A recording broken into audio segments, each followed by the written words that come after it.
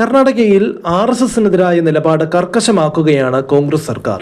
ആഭ്യന്തരമന്ത്രി പ്രിയങ്ക ഖാർഗെ, മുഖ്യമന്ത്രി DK ശിവകുമാർ വിഷയത്തിൽ കടുത്ത വിമർശനവുമായി രംഗത്തെത്തിയത് സംസ്ഥാന രാഷ്ട്രീയത്തിൽ വലിയ അലയൊരുകൽ സൃഷ്ടിച്ചിരിക്കുകയാണ്.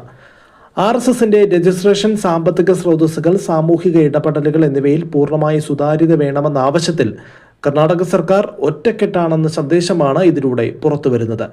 ബംഗളൂരുവിൽ നടന്ന ഒരു പുസ്തക പ്രകാശന ചടങ്ങിൽ വെച്ചായിരുന്നു പ്രിയങ്ക ഖാർഗെയുടെ വിവാദ പ്രസ്താവന.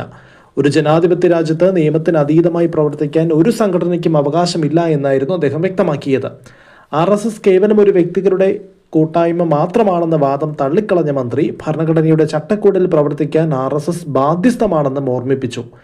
ലക്ഷക്കണക്കിന് അംഗങ്ങളുള്ള ഒരു സംഘടന എന്തുകൊണ്ട് ഇന്ത്യൻ നിയമപ്രകാരം രജിസ്റ്റർ ചെയ്യാൻ വിമുഖത കാണിക്കുന്നുവെന്നായിരുന്നു അദ്ദേഹത്തിന്റെ ചോദ്യം. ഗുരുദക്ഷിണയുടെ പേരിൽ ശേഖരിക്കുന്ന പണത്തിന്റെ ഉറവിടം വെളിപ്പെടുത്താൻ സംഘടന തയ്യാറാണോ എന്നും വിദേശ ഫണ്ടുകൾ ലഭിക്കുന്നുണ്ടെങ്കിൽ അത് സുതാര്യമാണോ എന്ന് പരിശോധിക്കണമെന്നും ഖാർഗെ വെല്ലുവിളിച്ചു.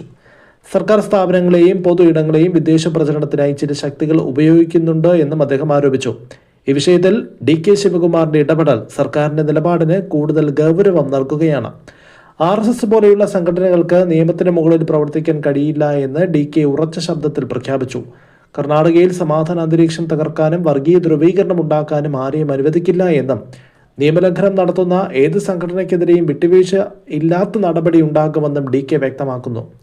പ്രിയങ്ക ഖാർഗെയുടെ ആരോപണങ്ങൾ സർക്കാരിന്റെ കൂട്ടായ തീരുമാനത്തിന്റെ ഭാഗമെന്ന് പരോക്ഷമായി സൂചിപ്പിച്ച DK ഇക്കാര്യത്തിൽ കൃത്യമായ അന്വേഷണം നടത്താൻ സർക്കാർ സന്നദ്ധമാണെന്ന് വ്യക്തമാക്കി. സംസ്ഥാനത്തിന്റെ വികസനത്തിനൊപ്പം തന്നെ ക്രമസമാധാന പാലനത്തിലും ഭരണഘടനാപരമായ സുതാര്യതയിലും സർക്കാർ വിട്ടുവീഴ്ച ചെയ്യില്ല എന്ന DKയുടെ പ്രഖ്യാപനം കോൺഗ്രസ് അണികൾക്കിടയിൽ വലിയ ആവേശം ഉണ്ടാക്കിയിട്ടുണ്ട്.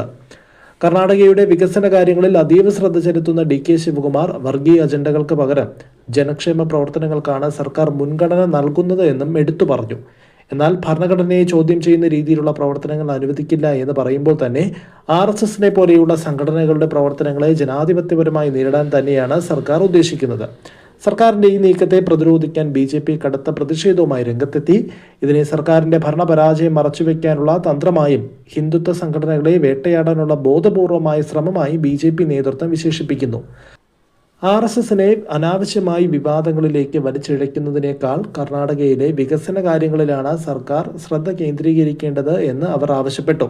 എന്നാൽ ഈ വിമർശനങ്ങളൊന്നും വകവയ്ക്കാതെ സംഘടനകളുടെ പ്രവർത്തനങ്ങളിൽ സുതാര്യത ഉറപ്പാക്കാനെന്ന പേരിൽ ശക്തമായ നിയമ നടപടികളിലേക്ക് കടക്കാൻ സർക്കാർ തയ്യാറെടുക്കുകയാണ്.